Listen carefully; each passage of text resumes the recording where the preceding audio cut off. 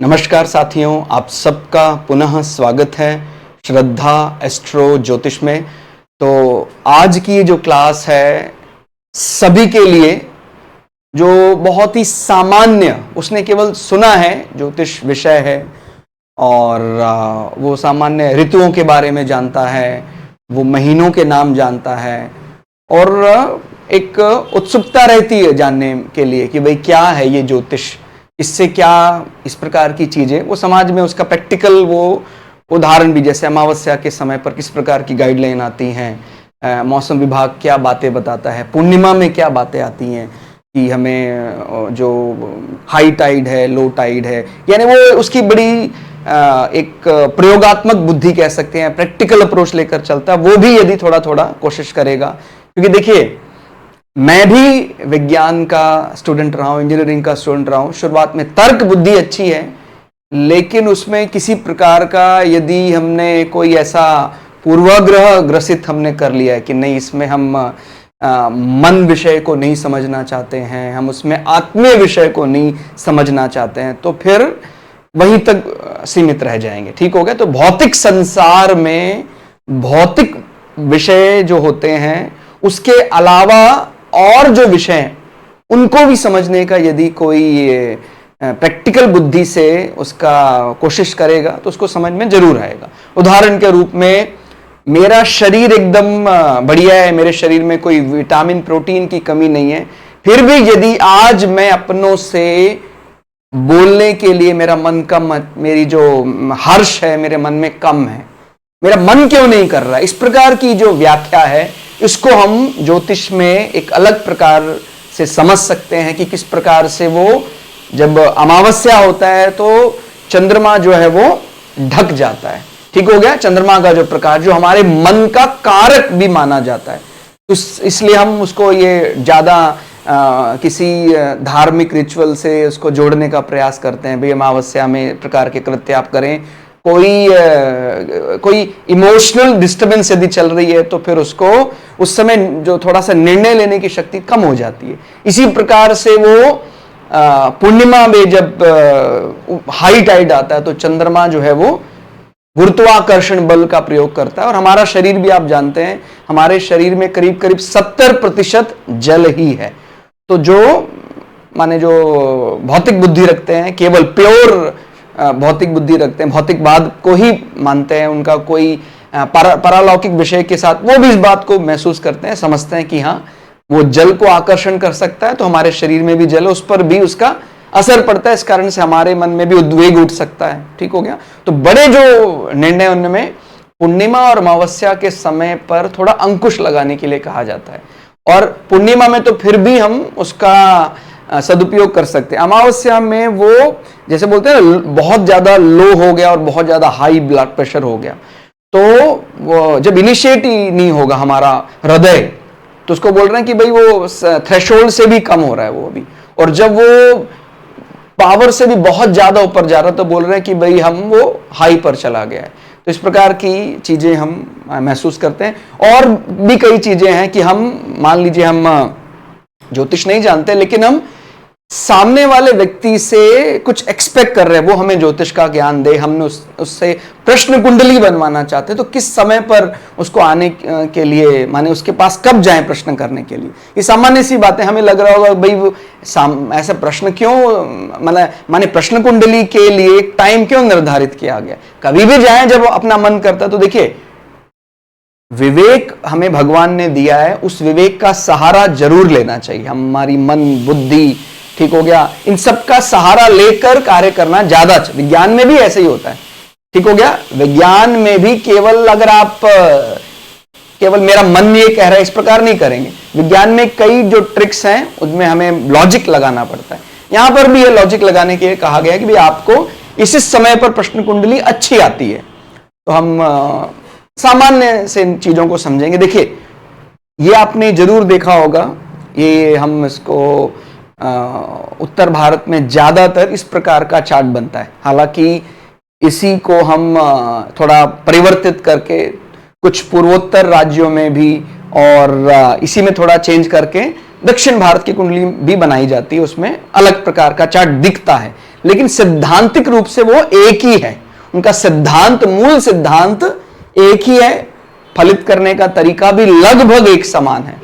तो जब हम ये, जिसको डायमंड फॉर्म बोलते हैं, कि जैसे आपको लग रहा है कि डायमंड फॉर्म में ये ब्लॉक बना हुआ है, तो ये जो, और माने इसमें मैं कोई ऐसा क्षेत्र विशेष की तारीफ नहीं कर रहा हूं, लेकिन जो केंद्र और लक्ष्मी त्रिकोण की बात आती है वो इस डायमंड फॉर्म में ज्यादा समझ में आती है, क्योंकि ये केंद्रों में आ गए और ये लक्ष्मी त्रिकोण दिखाई देता है। तो हम चार्ट का एक प्रकार से सुप्रीम जो बल है वो हम केंद्र और लक्ष्मी त्रिकोण में मानते हैं।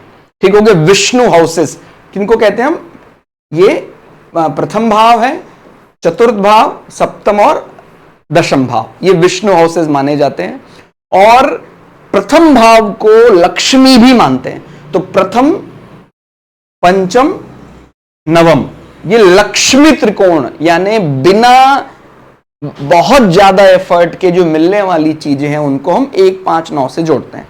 तो यदि ग्रहों की प्लेसमेंट इन भावों में है या इन ग्रहों के स्वामी बड़ी अच्छी स्थिति में है, तो वो माने एक सामान्य सा सूत्र होता है, बहुत बढ़िया होता है। आपने कोई भी ऐसा चार्ट देखा है, मतलब आप अभी ज्यादा नहीं समझ रहे, बहुत बेसिक सा ज्ञान, भाई आपने यही क्लास देखी और किसी का चार्ट, आप चार्ट हम इसी को बोलते हैं कुंडली का मुख्य, हालांकि इसमें और अतिरिक्त वर्ग कुंडलियां भी, लेकिन अगर आप कुछ ज्यादा नहीं जानते, आपने इस प्रकार का कोई ऐसा देखा कि जैसे कोई न्यूमेरिकल आपके सामने रखा गया, उसमें अलग अलग जगह ग्रह ऐसे हैं, आपने अपने सामान्य विवेक से जो बात मैंने अभी आपको बताई कि भाई हमारे जो केंद्र स्थान, इनका बल बहुत है, तो आपने देखा भाई लगभग सारे ग्रह केंद्र लक्ष्मी त्रिकोणों में, तो ये बात तो तय हो गई फिर कि भाई वो व्यक्तित्व बहुत बलशाली है। ठीक हो गया।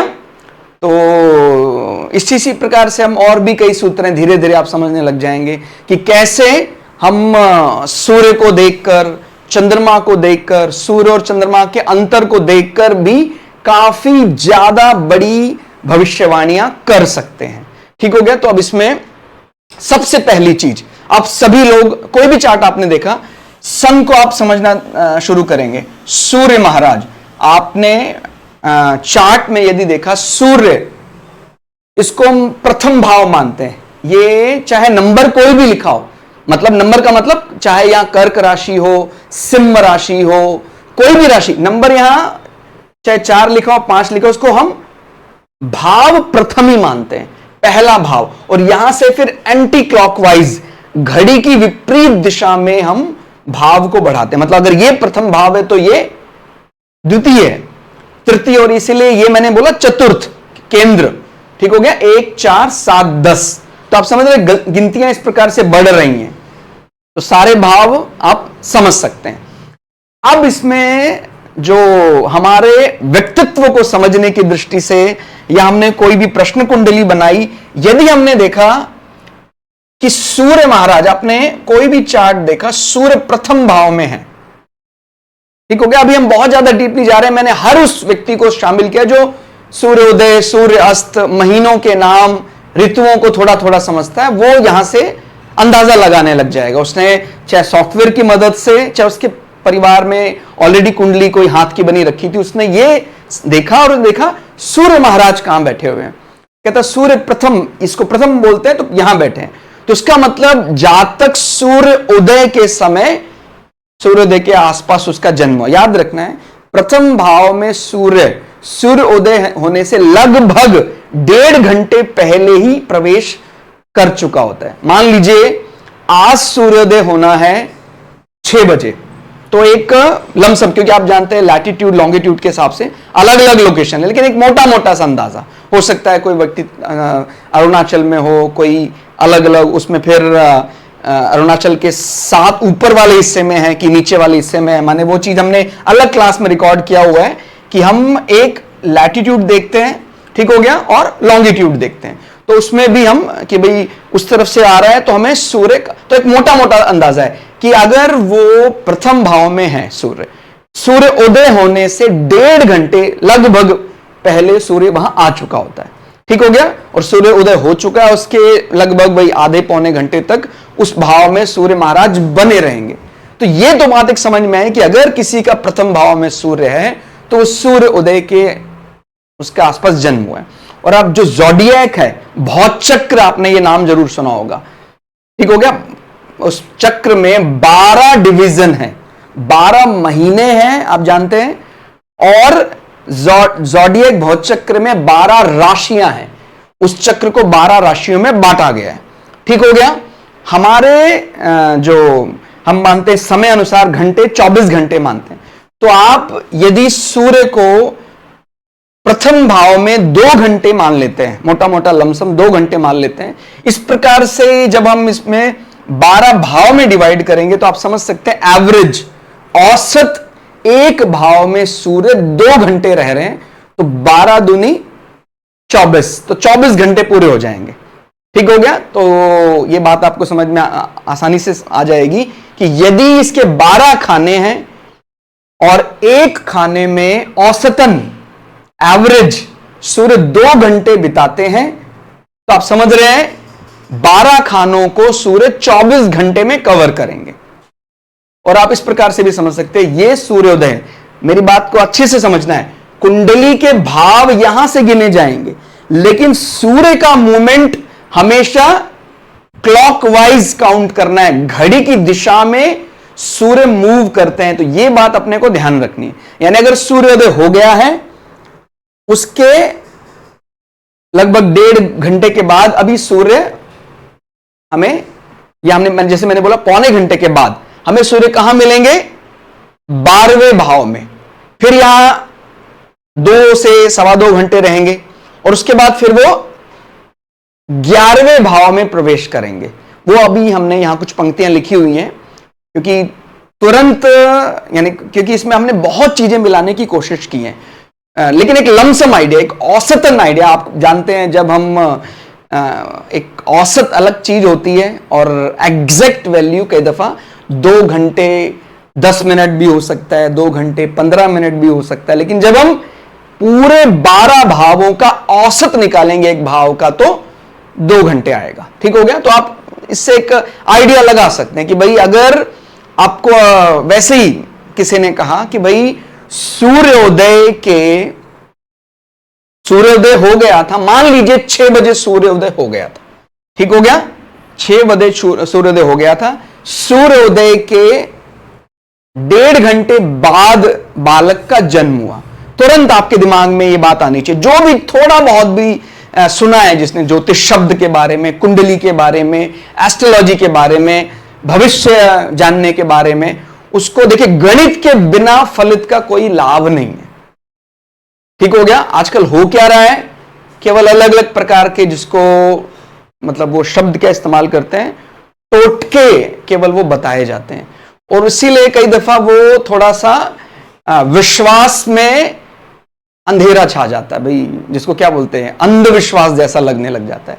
लेकिन जब हम उसको स्वयं उसका गणित पाठ पहले पढ़ेंगे, इसलिए ज्योतिष में गणित जरूर पढ़ना चाहिए। खुद से जो कुंडली बनाना सीख लेता है, फिर वो इसको कभी भी अंधविश्वास नहीं बोल सकता। वो कौन बोलता है जिसको पता नहीं है कुंडली कैसे बनाई जाती है।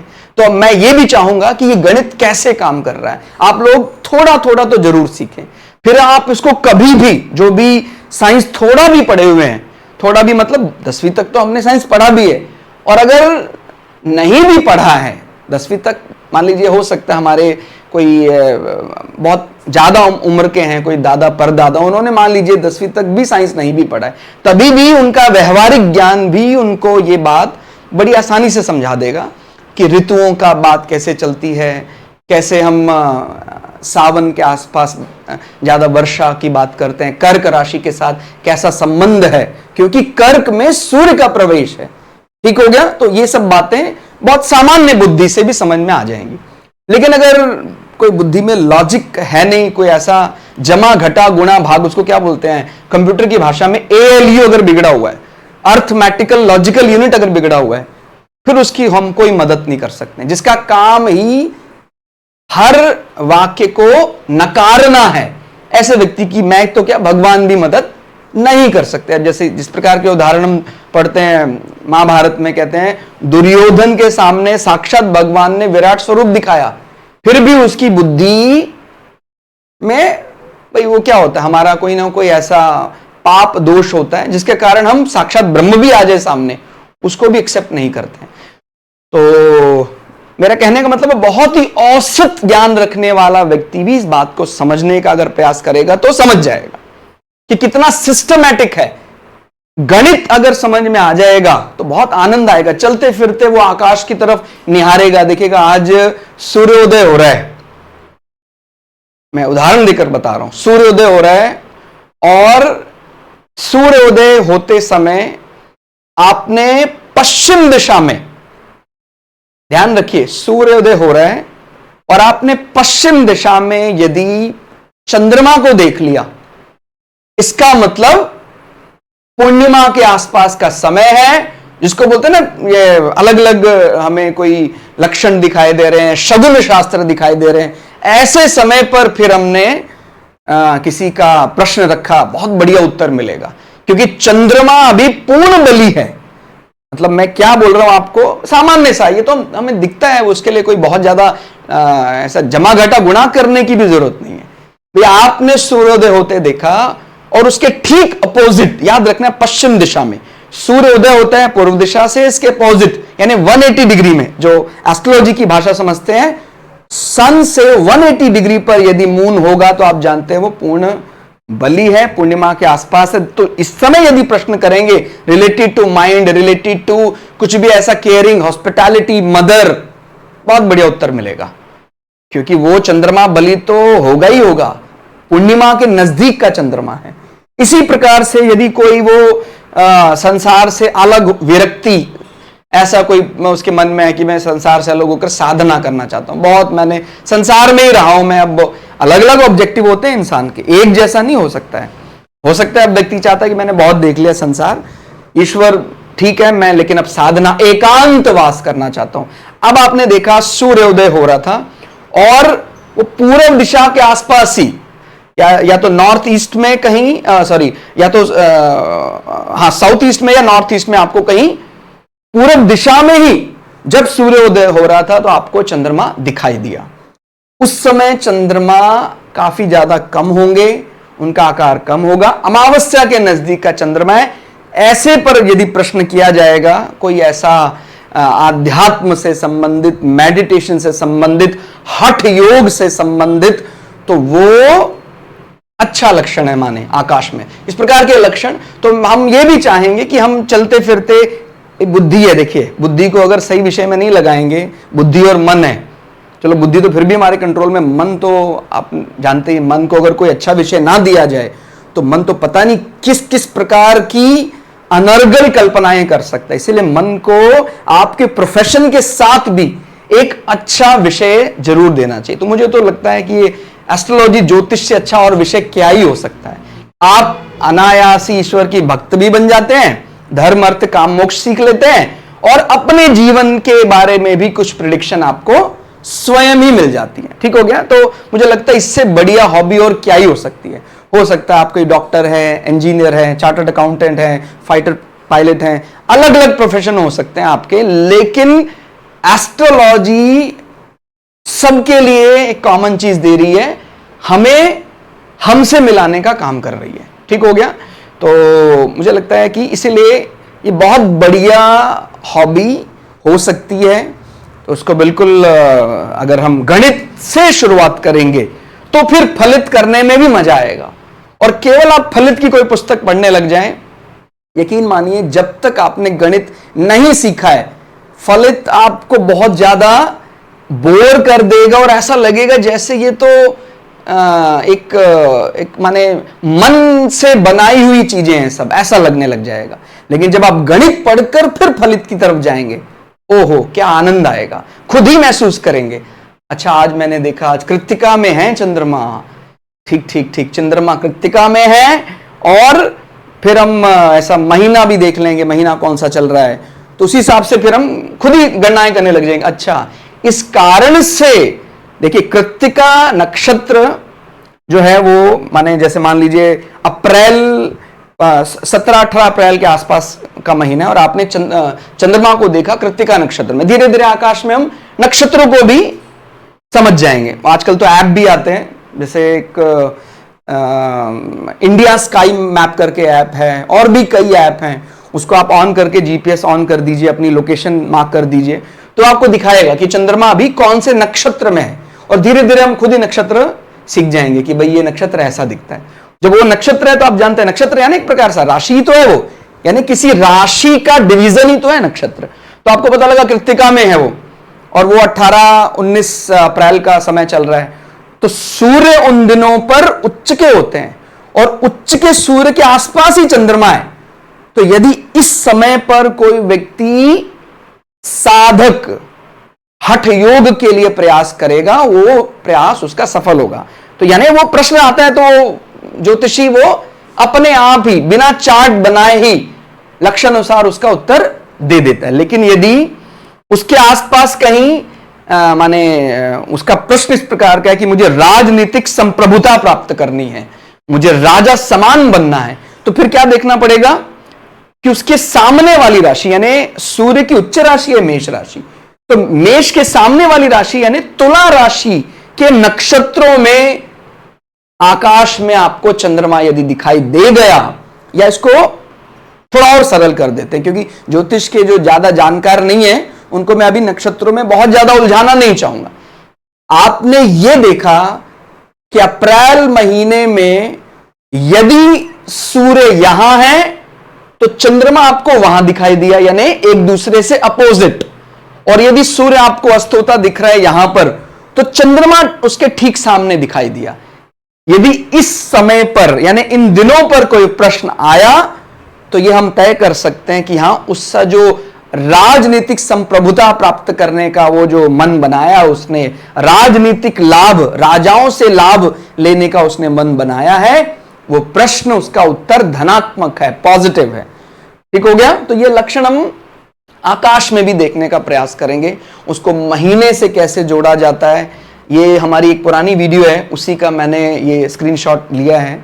आप में से शायद कई लोगों ने देखा भी हो, ग्रहों का गणित, वो एक वीडियो हमारा जो मेंबर्स ओनली सेक्शन है वहां आपको ये वीडियो मिल गया होगा, उसका भी हमने स्क्रीनशॉट ये लिया है ताकि आप समझ सकें कि वो क्या बात है। बाकी अब हम इतना आपको समझ में आया कि सूर्य को 2-2 घंटे के अंतराल में आपको क्लॉकवाइज चलाना है कि भाई लगभग सूर्योदय है ये, तो ये आगे चलेंगे 2 घंटे, फिर यहां फिर यहां। तो अगर आपको सूर्य किसी के चार्ट में जैसे मैंने बोला प्रथम भाव में दिखा तो आप कह सकते हैं बड़ा उसका पर्सनालिटी, बड़ा इंप्रेसिव व्यक्ति है। ठीक हो गया। राजा स्वयं लग्न में विराजमान है। ठीक हो गया। वो राशि का बल अभी हम बाद में देखेंगे, बहुत ही बेसिक से ज्ञान की बात अभी कर रहे हैं। ठीक हो गया। त्वरित प्रभाव जिसको बोलते हैं, इंस्टेंटेनियस इंपैक्ट, बहुत बढ़िया। सूर्योदय के समय सूर्य प्रथम भाव में होते हैं, तो आपने वो देखा चार्ट, एकदम बढ़िया। फिर आपने कोई चार्ट और देखा, ऐसे ही चलते फिरते आपके हाथ में कोई चार्ट लग गया, आपने देखा सूर्य दशम भाव में यानी मध्याह्न में, यानी दोपहर में जब सूर्य बहुत बली होते हैं, लगभग वही 12 बजे दोपहर में उसके आसपास जन्म हुआ। ठीक हो गया। तो हम इसको इस पर ऐसे समझ सकते, भाई सूर्योदय का समय यदि 6 है तो 12 बजे के आसपास ये यहां है। ठीक हो गया। और इसी प्रकार से फिर हम यदि फर्दर 6 और घंटे देख लेते हैं तो सूर्य अस्त यदि 6 बजे हो रहा है, ठीक हो गया, ध्यान देना, सूर्य अस्त यदि 6 बजे हो रहा है तो लगभग 1.5 घंटे पहले ही सूर्य प्रवेश कर चुके होंगे 7वें भाव में। ठीक हो गया। ये बात समझ में आ गई। मतलब 1.5 घंटे पहले का मतलब है यही कोई 4:30 पौने 5 के आसपास वो प्रवेश कर चुके होंगे यहां। तो वो ये समय तय, ये ध्यान देना थोड़ा सा इसमें, ये सूर्य अस्त के समय अनुसार तय होता है। थोड़ा थोड़ा तो आप जानते ही हैं कि भाई गर्मियों में जो दिन है वो बड़े होते हैं, तो सूर्यास्त लगभग 7 बजे 7:30 बजे होता है। सर्दियों में 5:30 6 बजे इस प्रकार सूर्यास्त होता है। तो वो आप थोड़ा थोड़ा कैलकुलेट कर लेंगे। तो कौन सा समय ऐसा है जो जब प्रश्न कुंडली बनाएंगे तो सूर्य ज्यादा बली प्रतीत होगा। तो आप समझ सकते हैं सूर्योदय के समय सूर्य बहुत इंप्रेसिव है फर्स्ट हाउस में। लेकिन यदि आपको करियर संबंधी प्रश्न है, आपको राजनीतिक लाभ संबंधी प्रश्न है, तो सूर्य कहां होना चाहिए? 11वें भाव में होना चाहिए। अब 11वें भाव में सूर्य कब जाते हैं? तो यहां समझते हैं, सूर्योदय से लगभग 3 घंटे बाद का समय प्रश्न कुंडली विवेचना के लिए सर्वोत्तम माना जाता है। मतलब हम एक सामान्य व्यक्ति हैं जो ज्योतिष के बारे में ज्यादा नहीं भी जानते हैं, फिर भी यदि हम सामने वाले से प्रश्न करें, वो प्रश्न कुंडली बनाए, मैं अभी प्रश्न कुंडली की बात कर रहा हूं, जिसका जन्म डिटेल सब है वो अलग विषय, लेकिन अभी हमने प्रश्न किया, प्रश्न कुंडली बनाई, तो प्रश्न कुंडली में सीधी बात है भाई सूर्य उस भाव में आएगा ही आएगा। तो यदि सूर्योदय से लगभग 3 घंटे बाद प्रश्न करते हैं तो आप समझ रहे हैं यह बात पक्की है कि 11वें भाव में तो आ ही गए होंगे। तो राजनीतिक लाभ के लिए, अपने चाचा ताऊ से लाभ के लिए यह समय प्रश्न कुंडली का बहुत बढ़िया है। इसी प्रकार से सीनियर अथॉरिटी बॉस से शुद्ध लाभ, अंतर है। कोई चाह रहा है कि सर लाभ तो मेरे पास धन बल है, अभी मैं अपने सीनियर अथॉरिटी से बल चाहता हूं, मैं अपने बॉस से, मेरा इंक्रीमेंट तो लग गया है, सैलरी तो मुझे बढ़ गई है, लेकिन मैं चाहता हूं मैं कुछ अथॉरिटी मिले, मुझे बल मिले, सरकार की नजरों में मेरी प्रतिष्ठा बढ़े। जैसे होता है ना सरस्वती, लक्ष्मी और महाशक्ति, तो अलग अलग हमारा हो सकता है कि भाई हमें पूर्ण बुद्धि की आवश्यकता, हमें बुद्धि विवेक दे, या हमें धन, शुद्ध धन दे, लाभ दे, और हमें पराक्रम, शक्ति, बल दे। तो अलग अलग है विषय, सरस्वती, लक्ष्मी और महाशक्ति का तो अलग अलग विषय। तो ये ध्यान रखना है कि सूर्योदय के लगभग 3 घंटे के बाद प्रश्न कुंडली विवेचना के लिए सर्वोत्तम माना, क्योंकि वो 11वें भाव, इच्छा पूर्ति भाव में आ जाएगा। और ऐसे ही हम लगभग क्रॉस कर जाए, यानी 4-4.5 घंटे के बाद आते हैं, तो फिर हम मान लीजिए सूर्योदय हुआ 6 बजे, ठीक हो गया, इसमें आप 6 घंटे जोड़ देते हैं, तो फिर आपको सूर्य मिल जाएंगे मध्याह्न में 10वें भाव में स्टेटस के लिए, ठीक हो गया। तो ये औसत ध्यान रखना है, 2-2 का लेकर चलना है औसत। हालांकि मैंने बताया एग्जैक्ट में यहां 20 से 25 मिनट का अंतर रह सकता, कि कई दफा वो 2 घंटे 15 मिनट रुक रहे हैं, कई बार थोड़ा कम समय ले रहे हैं औसतन। तो ये आप समझ सकते हैं कि लगभग आप सूर्योदय 6 बजे हो तो 12 बजे सूर्य आपको यहां मिलेंगे 10वें भाव में। इसको हम बोलते हैं अभिजित मुहूर्त, जो अपने ऑफिस के कामों के लिए, अपने स्टेटस के लिए, ध्यान रखना है। शुद्ध लाभ की बात 11वां भाव, लेकिन जहां पर हमारा स्टेटस वो 10वां भाव। तो इस प्रकार अंतर आपको करना सीखना है अभी। और 9वां भाव होता है हम गुरुओं के लिए, न्यायाधीश के लिए, जजेस के लिए, ठीक हो गया। तो अगर हम थोड़ा सा और आगे निकल जाते हैं, जैसे यही कोई 1:30-2 बजे का समय है, 2:30 बजे का समय है, तो सूर्य अभी कहां प्रवेश कर चुके हैं? 9वें भाव में। 9वां भाव पिता, पूर्वज, गुरुओं का, तो इस प्रकार का कोई पितरों संबंधी, पूर्वजों संबंधी कोई ऐसा उनका यश बढ़ाने के लिए कोई ऐसा कर्म करना चाहते हैं, या हमारा शरीर का कोई हिस्सा है, सूर्य जैसे बोन के लिए देखा जाता है, और हमारा फीमर से संबंधित कोई प्रश्न है, तो यदि आप 9वें भाव में जब सूर्य है, उस समय प्रश्न कुंडली बनाता है जातक की ज्योतिषी, तो उसका उत्तर सामान्यतः अच्छा मिलेगा ही मिलेगा, ठीक हो गया, क्योंकि सूर्य को 9वें भाव से कारक माना जाता है, कारकत्व संबंध आ जाएगा। अब ये तो अपने को समझ में आ रहा है कि कौन कौन से बल सर्वोत्तम दे रहे हैं, फिर हमें यह भी समझना है कि कौन कौन सा समय प्रश्न कुंडली की दृष्टि से अवॉइड करते हैं हम। अब जैसे मैंने बताया सूर्यास्त यदि 6 बजे होने वाला है, तो 6 बजे यदि सूर्यास्त होने वाला है, तो उससे लगभग वही आप मानकर चलेंगे, ये सूर्य को हम 6, 7, 8 तीनों ही भाव में जनरली सामान्य दृष्टि से अवॉइड करते हैं, लेकिन मैंने बताया एक्सेप्शनल भी हैं यहां, ठीक हो गया। जब मेष राशि का सूर्य होता है और सिंह राशि का सूर्य होता है, तो वो एक्सेप्शनल माने जाएंगे। बाकी सामान्य दृष्टि से प्रश्न कुंडलियों में यदि सूर्य 6, 7, 8 में आ रहे हैं, तो कोशिश करनी चाहिए इसको अवॉइड करें। तो क्या कहा जाएगा, कुछ विशेष परिस्थितियों को छोड़कर सामान्यतः सूर्यास्त होने से 3 घंटे पहले और सूर्यास्त होने के 3 घंटे बाद तक प्रश्न कुंडली विवेचना ना करें, ठीक हो गया। सूर्य अस्त होने से 3 घंटे पहले, मान लीजिए 6 बजे है तो अब आप अगर 3:30-4 बजे का समय है तो कोशिश करें अब अवॉइड करें, क्योंकि सन फिर 8वें में प्रवेश कर चुके होंगे। ठीक हो गया।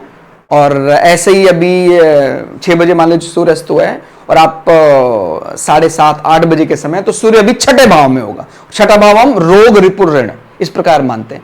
लेकिन यहां पर एक बात लिखिए, कुछ विशेष परिस्थितियों को, तो अगर हमारा प्रश्न कुछ ऐसा है कि हमें लिटिगेशन हैंडल चाहिए, कुछ शत्रु संबंधी जीत चाहिए, और तो अगर शत्रु संबंधी विषय सूर्य यदि छठे भाव में उच्च के आ जाते हैं तो बहुत बढ़िया, उच्च का सूर्य है तो ये बात हमें समझ में आ रही है। लेकिन अगर हमारा कोई ऐसा उससे लाभ संबंध है, संतानों को होने वाले लाभ हैं, संतानों को होने वाले लाभ के लिए हम सूर्य को प्रश्न कुंडली जो हम बनाते हैं वो पंचम भाव, ये केवल सूर्य की दृष्टि से हम देख रहे हैं। तो सूर्य उदय मध्याह्न यानी दोपहर का समय, सूर्यास्त और मध्य रात्रि। याद रखना मध्य रात्रि एक प्रकार से पूरक का काम करती है दशम भाव के लिए।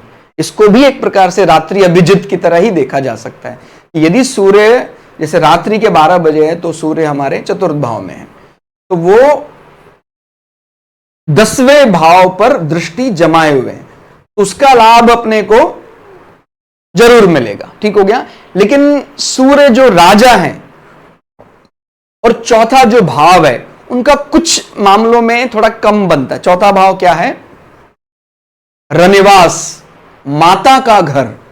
अभी सूर्य यदि अपने लाव लश्कर के साथ आ रहे हैं, अपने उसके कमांडर, उसके सिपाही, तो वो जो जगह है हॉस्पिटैलिटी केयरिंग जो हाउस मानते हैं फोर्थ हाउस को, वो थोड़ा संकुचित होता है कि भाई हथियार लाव लश्कर के साथ तो चौथे भाव को थोड़ा कम बल मिलता है। माने वो फिर माता के साथ थोड़ा उसी प्रकार का पराक्रम अनुभव करेगा यदि चौथे भाव में सूर्य का बल आ रहा है। और यदि हमारा भाई बहनों के साथ हमारा कम्युनिकेशन, पेपर वर्क, सरकार के साथ कोई ऐसा पेपर वर्क संबंध है तो सूर्य यदि तीसरे भाव में है, और इसी प्रकार से हमारे गृहस्थियों में, हमारे कुटुंब जनों में कोई राजनीतिक लोग हैं, कोई बड़े अधिकारी वर्ग के लोग हैं, उनसे संबंधित प्रश्न है, हमारे संचय, हमारे एक्युमुलेशन ऑफ वेल्थ संबंधी प्रश्न है, तो वो सूर्य दूसरे भाव में। तो इस प्रकार से एक सामान्य व्यक्ति भी आकलन कर सकता है कि ये सूर्योदय जब हो रहा है तो सूर्य यहां होगा, दोपहर में, यानी दोपहर का मतलब हम 12 बजे के लगभग, दोपहर 12 बजे के लगभग सूर्य दशम भाव में होगा। तो प्रश्न कुंडली उसी प्रकार से बनेगी। सूर्यास्त के समय ये ध्यान देना है, वो सूर्यास्त से 1.5 घंटे पहले वो प्रवेश कर जाता है। ठीक हो गया। तो 1.5 घंटे और सूर्यास्त होने के लगभग आधे पौने घंटे तक सूर्य वहां रहेंगे। तो ये सूर्य अभी यहां है। ऐसे ही मध्य रात्रि होने से लगभग 1.5 घंटे पहले ही सन यहां प्रवेश कर लेते हैं, और मध्य रात्रि होने के लगभग वही आधा घंटे के बाद तक भी वहां वो रहते हैं। वो अलग अलग प्रकार से ध्यान रखना, यहां मध्य रात्रि हम 12 बजे इस प्रकार से नहीं मान रहे हैं, जैसे मैंने बोला कि उस प्रकार से जैसे निर्धारित करते सूर्य उदय से सूर्यास्त के बीच का जो अंतराल आएगा उसको हम यहां मध्याह्न मान रहे हैं, क्योंकि इंग्लिश कैलेंडर के अनुसार कुछ चीजें जो हमने सीखी हैं भाई ठीक 12 बजे दोपहर होती है, लेकिन वो आप जान रहे हैं कि अगर सूर्य उदय का समय शिफ्ट कर देंगे तो वो 12 बजे को भी शिफ्ट करना पड़ेगा। तो आपको ये बात शायद समझ में आ रही होगी जो मैं बताना चाह रहा हूं कि ये फिर अगर यहां पर 5 है तो फिर उसको हमने यहां 11 साढ़े 11 कर लिया। ठीक हो गया भाई, सूर्योदय भी तो काफी पहले हो गया है। तो उस प्रकार से आप, तो एक कोई भी चार्ट हमारे सामने है, आपने सूर्य यहां देखा कि हाँ अरे ये ऑफिस के लिए बहुत बढ़िया है, आपने यहां देखा अरे ये इच्छा पूर्ति बड़ो चाचा ताऊ के लिए बहुत बढ़िया, आपने सूर्य यहां देखा अपने व्यक्तित्व के लिए बहुत बढ़िया है। ठीक हो गया। और मैं फिर ये कहना चाहूंगा कि अगर कुछ चीजों के लिए, अब जैसे ये ना नहीं नहीं करना, नो नो करना बहुत आसान होता है। कई व्यक्ति हैं मैंने देखा है वो नहीं ये भी नहीं है, ये भी नहीं है, क्योंकि हम यहां पर विषय को सुलझाने आए हैं, और सुलझाना हमेशा मुश्किल काम होता है। उलझाना, नहीं, नो, ऐसे व्यक्ति जो बहुत ज्यादा इन शब्दों का इस्तेमाल करते हैं, सामान्यतः वो बहुत अच्छे व्यक्तित्व नहीं माने जाते हैं। ठीक हो गया? तो कोशिश हमें करनी है कि अपनी बुद्धि में भी ये किस प्रकार कार्य कर रहा है सीखने का प्रयास करना है। ठीक हो गया? क्योंकि डिनाय करना बहुत सरल है। जैसे मैंने कुछ व्यक्तियों को कहते सुना कि भाई ऐसे तो फिर इतने हजार लोगों का सूर्यास्त के समय जन्म है, सब गलत है क्या? इसका मतलब उसने स्टडी नहीं किया, ना वो करना चाहता है। उसने पहले डिक्लेयर कर दिया कि मैंने स्टडी नहीं किया, ना मैं करना चाहता हूं। अगर वो करना चाहता होता तो फिर वो और आगे स्टेप बढ़ता कि नहीं, इसमें हमने कई प्रकार के और बल समझे हैं कि सूर्य को कुछ अतिरिक्त बल मिल जाता है, स्वराशि का बल है, अपने मित्र के साथ बैठकर वो बल मिल जाता है। तो फिर वो सूर्यास्त के समय पर भी यदि जन्म हो रहा है जातक का तो वो भी बहुत बढ़िया माना जाएगा। ठीक हो गया? तो ये बात अपने को ध्यान रखनी है। प्राय जन्म महीने में, अभी जो मैंने बताया कि क्या चीज है जो आप सभी लोग सीख सकते हैं, प्राय जन्म महीने में 8, आपका जो भी जन्म महीना है उसमें आप 8 जोड़ दीजिए। ठीक हो गया? मान लीजिए एक उदाहरण लेकर कहते हैं कि मेरा जन्म हुआ है 7वें महीने में। 7वां महीना कौन सा होता है? जुलाई का महीना। कितने जोड़ने हैं इसमें? 8 जोड़ने हैं। तो हमें किसकी राशि मिल जाएगी? सूर्य की राशि मिल जाएगी। याद रखना, मतलब सूर्य कौन सी राशि में, आपको ये पता लग जाएगा। आपको ज़ोडिएक बहुत चक्र की राशियों का ऑर्डर तो पता होगा, न्यूज़पेपर में भी ऐसा छपा होता है ना, मेष, वृष, मिथुन, कर्क। तो वो जो ऑर्डर है 12 राशियों का, यदि वो ऑर्डर आपको पता है तो आपको ये पता लग जाएगा कि सूर्य कौन सी राशि में। तो देखिए 7वां महीना है, इसमें 8 जोड़ो, कितना हुआ? 15। अब क्योंकि 12 राशियां ज़ोडिएक में हैं, तो यदि 15 है तो 12 के बाद फिर वही ऑर्डर रिपीट करेंगे। तो 12 के बाद फिर राशि कैसे रिपीट होंगी? फिर 12 तो राशियां पूरी हो गई, उसके बाद फिर दोबारा से मेष, वृष, मिथुन। तो यदि किसी का जुलाई महीने के पूर्वार्ध में जन्म हुआ है, ध्यान रखना है, पूर्वार्ध का मतलब जुलाई का शुरुआती हिस्सा, क्योंकि यह सेंटेंस अभी पूरा नहीं हुआ है, या 14 से 17 तारीख के बाद, क्योंकि सूर्य जो है वो लमसम 15 तारीख को प्रवेश करता है, लेकिन वो क्योंकि हमने जो भारतीय कैलेंडर है उसको जब ग्रिगोरियन कैलेंडर के साथ मिलाया जाता है तो उसमें वो अंतर आता है। वैसे तो हम उसको एग्जैक्ट मान रहे हैं 15 तारीख को, लेकिन आप जानते कई दफा वो 14 तारीख को प्रवेश करता है, कई बार वो 17 जुलाई की रात को ऐसा प्रवेश करता है। तो ये ध्यान रखना है। अगर किसी का ऐसा आ रहा है कि नहीं 15 है, फिर आपको देखना पड़ेगा। नहीं तो अगर आपने किसी ने बताया कि नहीं मेरा बर्थडे 11 जुलाई का है, तो ये पक्का हो गया। फिर 11 जुलाई का मतलब सूर्य कौन सी राशि का है? मिथुन राशि का। ये बात अपने को समझ में आ गई, क्योंकि हमने 11 जुलाई मतलब मिड जो 15 है उससे नीचे का पार्ट है, तो उसमें हमने सिंपली जुलाई यानी 7 में 8 जोड़ा, 15 आया। और आप जानते क्योंकि 12 राशि होती है तो 12 के बाद दोबारा रिपीट करेंगे, तो 12, 13, 14, 15, माने 12 के बाद 3 ही रिपीट करेंगे, तो मेष, वृष, मिथुन। तो मिथुन का सूर्य होगा। और अगर कहीं उस जातक का जन्म हमने देखा कि भाई 18 जुलाई को हुआ है, 20 जुलाई को हुआ है, तो फिर हमें क्या करना है? इसमें 9 जोड़ना है। फिर याद रखना है महीना कौन सा है? 7वां। 9 जोड़ा तो कितना आया? अभी 16 आया। 12 पूरे हो गए, 12 के बाद फिर 1, 2, 3, 4, माने 12 के बाद 13, 14, 15, 16। तब चौथी राशि कौन सी है? कर्क राशि है। तो सूर्य कौन सी राशि में होंगे? कर्क राशि में होंगे। ये आपको बात समझ में आई? कोई भी सामान्य व्यक्ति है, उसको पूछिए आपका बर्थडे कब है, आप अपना भी अंदाजा लगाइए। मेरा बर्थडे, कहते जी मेरा बर्थडे है 5 जनवरी को मेरा जन्मदिन है। बाकी समय की बात भी अभी हम करेंगे, अभी इतना अभी समझिए 5 जनवरी। हालांकि समय कई लोग शायद रिलेट कर पा रहे होंगे, मैंने जो समय की बात सूर्य को लेकर बताई कौन से भाव में होगा, तो आप उदित लग्न भी बता सकते हैं कि कौन सा लग्न होगा उस समय जब आपका जन्म हुआ, विदाउट कॉपी पेन बता सकते हैं। पहले आप ये सीखिए आप कि 5 जनवरी को जन्म हुआ है, कौन सा महीना है? जनवरी महीना, और जनवरी का उत्तर माने पूर्वार्ध है, शुरुआती हिस्सा है, 15 के शुरू का पार्ट है। तो हमने जनवरी महीना मतलब 1, कितना जोड़ना है? 8। तो कौन सी राशि में सूर्य होगा? नवी राशि। नवी राशि कौन सी है? भौचक्र में नौवीं राशि कौन सी है? धनु राशि, सैजिटेरियस। बृहस्पति जो राज दरबार में काम करते, इस प्रकार का स्वरूप धनु राशि का है। ठीक हो गया? बहुत जबरदस्त उनका वाणी पराक्रम है, उनकी माने कोई भयभीत नहीं होते, बिना भयभीत हुए जो अपनी बात रखने में सक्षम है वो है धनु राशि। धनु राशि क्षत्रिय नेचर मानते हैं, लेकिन वो बिल्कुल भी अटैकिंग नहीं होता है। ठीक हो गया? तो ये चीज आप में से कई लोगों को पहले से पता है।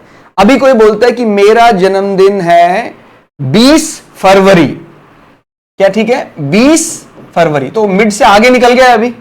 20 फरवरी माने इनका तो काफी श्योर हो जाता है एकदम। ये थोड़े मिड वाले इनमें थोड़ा दिक्कत होती है। मैं जैसे कोई बोलता है कि भाई मेरा 16 फरवरी, तो यहां अभी हमें एक बार चेक करना पड़ेगा। अदरवाइज इतना तो आपको मतलब ये बड़ी चीज माने 80% वाला टाइमिंग तो आपको मिल गया, क्योंकि जरूरी माने ये वाले अंतराल तो काफी कम होंगे भाई। जिनका चार्ट 15 फरवरी का जिनका बर्थडे है, 16 फरवरी का, उसमें आपको चेक करना पड़ेगा। अदरवाइज बाकी के जितने हैं, जैसे मैंने बताया 20 फरवरी, फरवरी कौन सा महीना है? दूसरा। और ये उत्तरार्ध है, यानी 15 के बाद वाला हिस्सा जो है, इसमें हम क्या कहेंगे कि भाई ठीक है, इसमें आप 9 जोड़िए 11, तो 11वीं राशि कौन सी है? कुंभ राशि। तो सूर्य कौन सी राशि में होंगे? कुंभ राशि में होंगे। ठीक हो गया? तो ये आप लोग अभ्यास करें, थोड़ा सा अपने चार्ट पर भी लगाएं और अपने मित्रों के चार्ट पर लगाएं, तो सूर्य की राशि से भी बहुत कुछ प्रिडिक्शन किया जा सकता है। तो बिना पेपर और बिना पेन के आप कुछ इस प्रकार कैलकुलेशन करने की कोशिश करें। डेली हम पहले तो अग्निहोत्र का ये ऐसा नियम ही होता था कि हम आकाश को देखते थे, तभी संध्या काल अग्निहोत्र करते थे। एक प्रकार से नक्षत्र विचार कर लेते थे, कौन सा नक्षत्र चल रहा है अभी, चंद्रमा कौन से नक्षत्र में प्रवेश किया है, तो हमें वो सब हमारे मन में रहता था चलते फिरते। इसलिए गणित बहुत जरूरी है।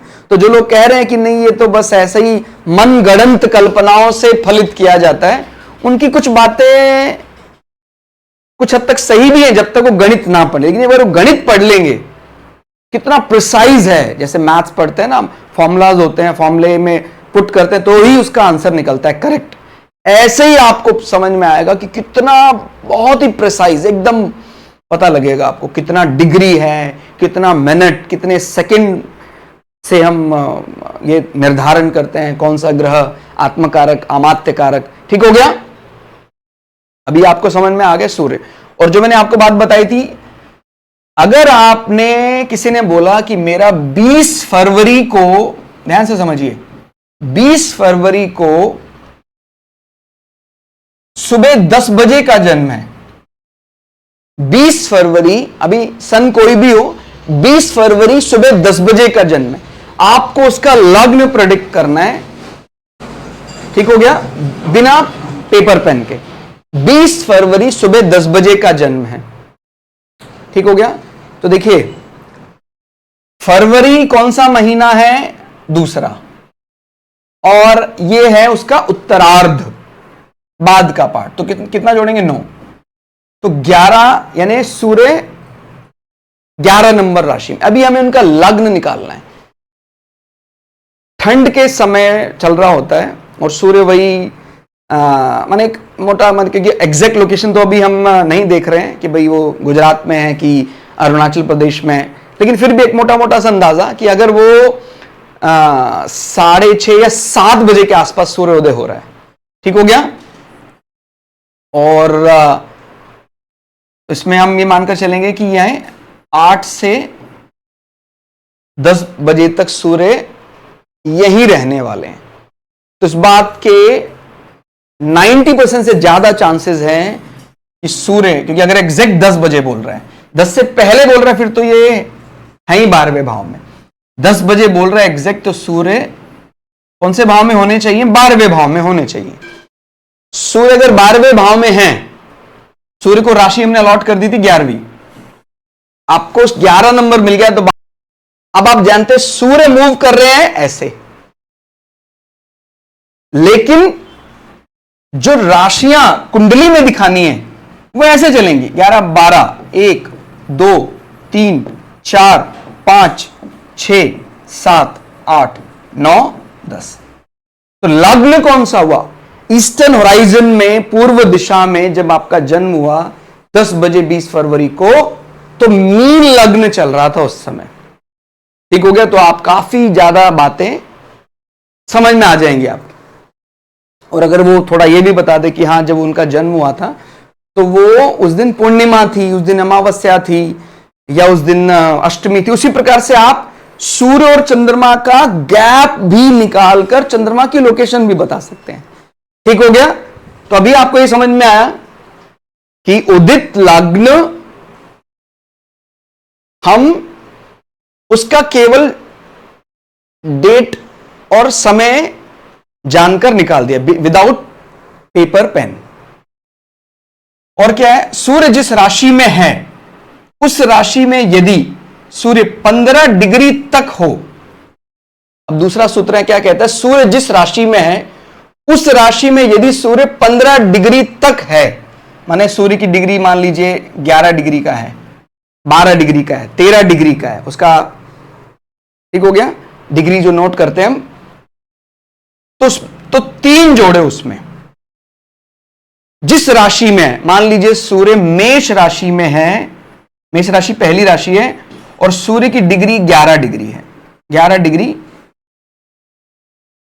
29 मिनट। ठीक हो गया? तो सूर्य यदि 11 डिग्री का है, 29 मिनट का है, तो हम क्या कहेंगे? 15 डिग्री से कम है तो उसमें हम 3 जोड़ दें तो महीना पता लग जाएगा। चौथे महीने, यानी जो हमारा इंग्लिश कैलेंडर है उसका चौथा महीना यानी अप्रैल के महीने में जातक का जन्म हुआ है।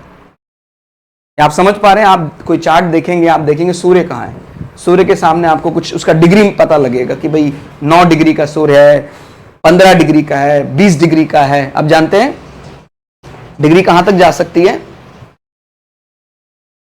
यहां एक राशि को 30 डिग्री मिली हुई है। ठीक हो गया? तो इसी प्रकार से ध्यान रखना है कि वो अधिकतम अंक उसके पास 30 डिग्री है, तो जैसे 29 डिग्री 59 मिनट, इस प्रकार वो वहां शो कर रहा होगा।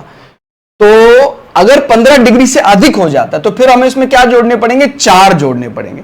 तो यदि हम सूर्य हमने देखा भाई 15 डिग्री से अधिक है, मान लीजिए 18 डिग्री का है, तो फिर हमने उसमें जोड़ने हैं 4। तो जिस राशि में वो बैठे होंगे, ठीक हो गया? जिस राशि में वो बैठे होंगे उस राशि से हम महीना पता कर लें, क्योंकि देखिए मई का जो महीना होता है, मई के महीने में भी सूर्य, मई का जो पूर्वार्ध होता है, शुरुआत का हिस्सा होता है, उसमें सूर्य रहते हैं उच्च के मेष राशि में। लेकिन जो अप्रैल का उत्तरार्ध यानी अप्रैल का जो बाद वाला पार्ट है, भाई जैसे 17 अप्रैल 18 अप्रैल, उस समय भी सूर्य मेष राशि में होते हैं। इसी प्रकार से मई में भी सूर्य मेष राशि में। तो इस कारण से ये जो आपको ये अंतर समझ में आ रहा है, ऐसा क्यों हो रहा है? क्योंकि इंग्लिश कैलेंडर में हमें 15 से 15 वाले पार्ट को हमें पकड़ना है। तो इस प्रकार से यदि इतना, माने जो मैंने पूरी बात समझाई है उसका यदि आपको 25-30% भी समझ में आ जाता है तो मतलब अब आप ज्योतिष सीखने लगे, आपको आनंद आने लगा है। सभी लोग ज्योतिष जान सकते हैं, थोड़ा बहुत भी गणित करके ही फलित करेंगे तो आनंद आएगा। और गणित नहीं करें, ऐसे कोई भी कुछ भी ऐसा करेंगे, ठीक हो गया, तो फिर हम उसको एक अंधविश्वास जैसा बन जाता है, वो ठीक नहीं है। ठीक हो गया? धीरे धीरे धीरे हम फिर खुद ही रिलेट करने लग जाते हैं। कर्क राशि का कैसा, मेष राशि का कैसा स्ट्रक्चर है, मीन राशि का कैसा स्ट्रक्चर। लेकिन पहले हम गणित सीखें, उसके बाद फलित पर जाएं। ठीक हो गया? सूर्य उदय और सूर्यास्त से लगभग 1.5 घंटे पहले ही सूर्य संबंधित भाव में से संबंध बना लेते हैं, मतलब वहां आ जाते हैं।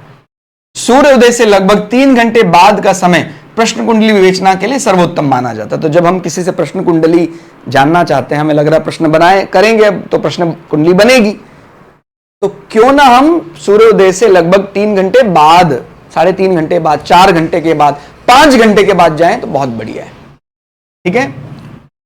और कुछ विशेष परिस्थितियों को छोड़कर सामान्यतः सूर्यास्त होने से 3 घंटे पहले और सूर्यास्त होने के 3 घंटे बाद तक प्रश्न कुंडली विवेचना ना करें। ये सामान्यतः आप समझ रहे हैं 6, 7, 8। और सूर्योदय के तुरंत बाद यदि आपको पश्चिम दिशा के आसपास पूर्ण चंद्रमा दिखाई दे तो यह पूर्णिमा के नजदीक का, ठीक हो गया, तो ये पूर्णिमा के नजदीक का आपको सूर्य चंद्रमा दिखाई देगा कि भाई वो, तो फिर इस ऐसे समय पर हम अच्छा है, माने कुछ विशेष पर जो बात कर रहे थे कि पूर्णिमा के नजदीक यदि सूर्यास्त भी हो रहा है तो सामने आपको चंद्रमा मिल जाएगा, फिर यानी सूर्य यहां है तो चंद्रमा आपको यहां मिल जाएगा, तो वहां पर कुछ विषयों की छूट मिल जाती है। फिर यह शुभ गोचर कुंडली का निर्माण करेगा। तो कोई ऐसा गोचर विषय है, उस समय हमने ट्रांजिट चार्ट बनाया, प्रश्न कुंडली चार्ट बनाया, बढ़िया मिलेगा।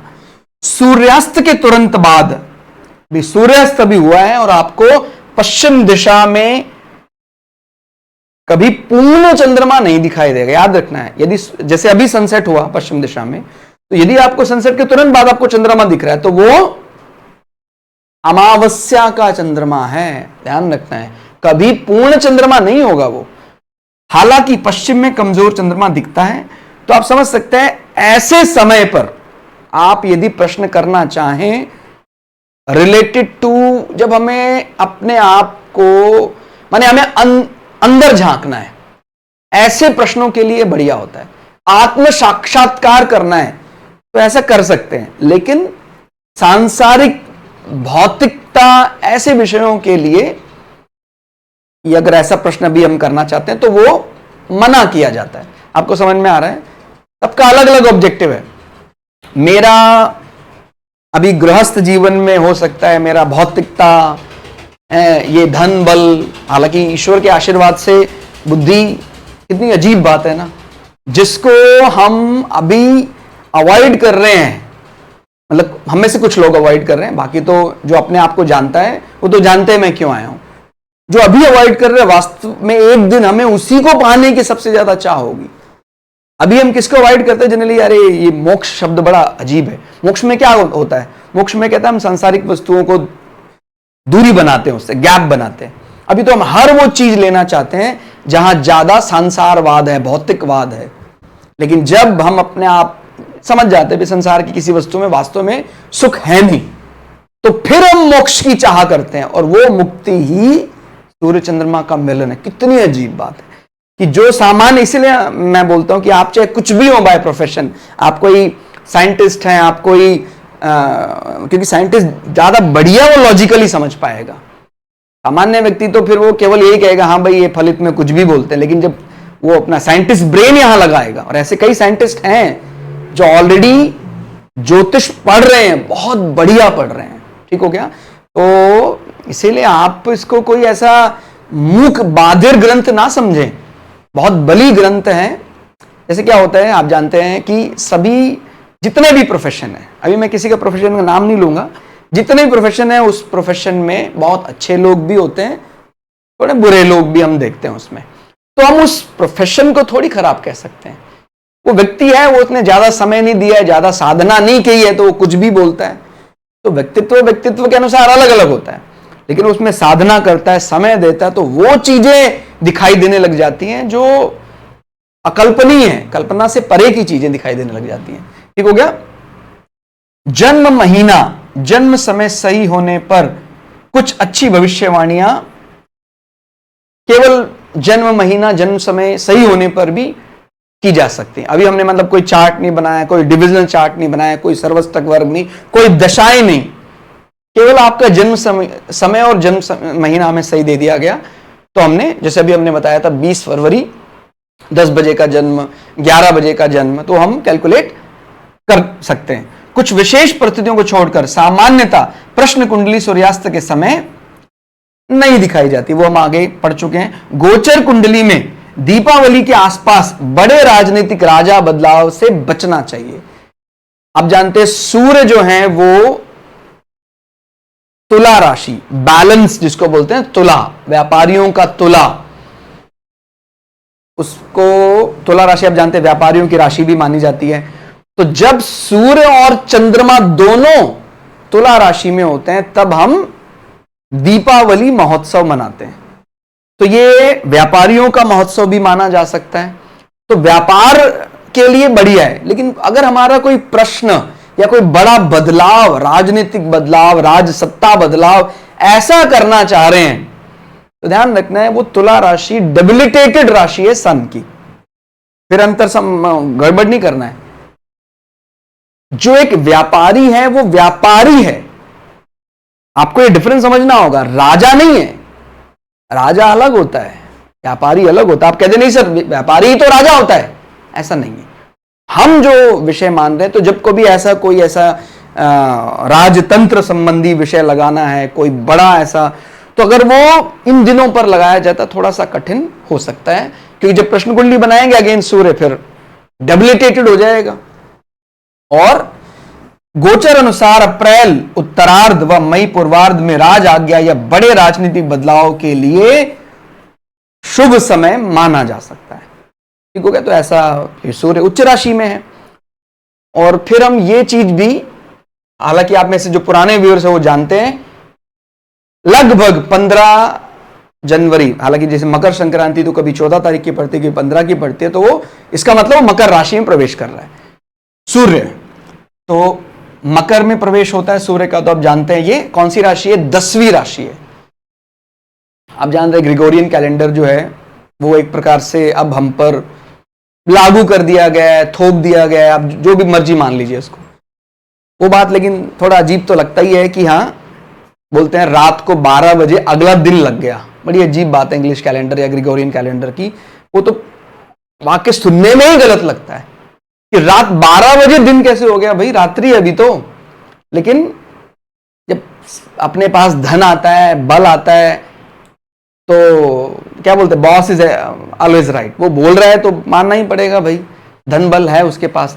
लेकिन जब आप अपना भारतीय ज्योतिष के अनुसार देखते हैं कि हाँ, नव वर्ष के कहलाने के लायक जो माने नव वर्ष शुरुआत के लिए जो कहा जाता है वो तो वास्तव में अप्रैल का उत्तरार्ध ही है।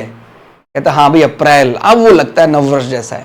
ये तो नव वर्ष जिसको अभी हम ग्रिगोरियन कैलेंडर में मानते हैं, उसमें आप जानते हैं कि पतझड़ का समय आ जाता है, पत्ते सब गिर जाते हैं, बहुत ज्यादा कई क्षेत्रों में तो रास्ते बंद हो जाते हैं। ऐसे समय पर हम कुछ नई प्रतिज्ञा लेने का मन भी आता तो कैसे, मतलब इकट्ठे होना चाहते हैं, कोई बड़ा इवेंट ऑर्गेनाइज करना चाहते हैं, बहुत कठिन हो जाता है क्योंकि इतना ज्यादा स्नो कई रास्तों में हो जाता है। लेकिन जो ये जो इस कैलेंडर अनुसार यदि हम चंद्रमा का जो बेस कैलेंडर है उसमें तो आप समझ सकते हैं, और उसी का ही एक प्रकार से इसको क्या कहेंगे, अप्रैल के महीने को एक प्रकार से इन्होंने कमजोर दिखाने के लिए अप्रैल फूल ऐसा मानने लग गए कि भाई देखिए आपका कैलेंडर बेकार है। इतना मतलब इतना नीचे गिर गए कि हमारे कैलेंडर को मूर्खों का कैलेंडर मानने लग गए, अप्रैल फूल। इसी से पता लगता है कितना ज्यादा द्वेष उत्पन्न हो जाता है। और जब जिसके भी मन में द्वेष आता है, देखिए हम तो इस बात को सहजता से स्वीकार कर लेते हैं, ईश्वर की आज्ञा रही होगी ऐसे, ठीक है कोई बात नहीं। लेकिन सामने वाले की देखिए थॉट प्रोसेस कैसा रहा होगा कि हाँ इसको ये क्या अपना नया कैलेंडर लेकर चल रहा है, जबकि देखा जाए तो वो ज्यादा सटीक लग रहा है। जब आप हिंदू कैलेंडर की बात करेंगे बहुत एकदम सटीक लागू हो रहा है। लेकिन अब ठीक है, लेकिन इंग्लिश में एक फ्रेज आपने पढ़ा होगा, हर व्यक्ति के दिन आते हैं, every dog is a day. तो वो दिन आते और दिन जाते ज्यादा समय नहीं लगता है। इसीलिए हमें हमेशा अपने देवताओं से डरना चाहिए, प्रकृति से डरना चाहिए। इतना ज्यादा आगे ना निकल जाए कि इंसान को इंसान ही ना समझे, इंसानों को मूर्ख कहने लग जाए। ठीक हो गया। जिस प्रकार से इन्होंने अप्रैल फूल बनाते, क्योंकि हमारा कैलेंडर अप्रैल से शुरू होता था, इसलिए वो हमें नीचा दिखाने के लिए इस प्रकार की बातें। तो अभी आपको समझ में आया कि वो इंग्लिश कैलेंडर या ग्रिगोरियन कैलेंडर में वो 15 जनवरी मकर फिर वो कुंभ राशि प्रवेश करता है। शिशिर ऋतु मानी जाती है, बहुत ठंड होती है उस समय, तो आप देख ही रहे हैं इन दिनों पर भयंकर जब पत्ते गिर जाते हैं उस समय नव वर्ष ऐसा मनाते हैं। और फिर 15 मार्च 15 अप्रैल ये बसंत है, ठीक हो गया। उत्तरायण हालांकि मकर में शुरू हो जाता है, सूर्य उत्तरायण में आ जाता है, तो ये सूर्य के कामों के लिए अच्छा माना जाता है। सूर्य संबंधी जो भी विषय उत्तरायण का बढ़िया मानते हैं। और 15 मई 15 जून ये वृषभ और मिथुन में रहते हैं सूर्य, माने 15 मई लगभग लमसम इसको लेना 15, और फिर ये 15 जून में वो मिथुन। और उसके बाद जब 15 जुलाई लगेगा, याद रखना है 15 जुलाई या 17 जुलाई के आसपास सूर्य कर्क राशि में प्रवेश करेंगे, ठीक हो गया।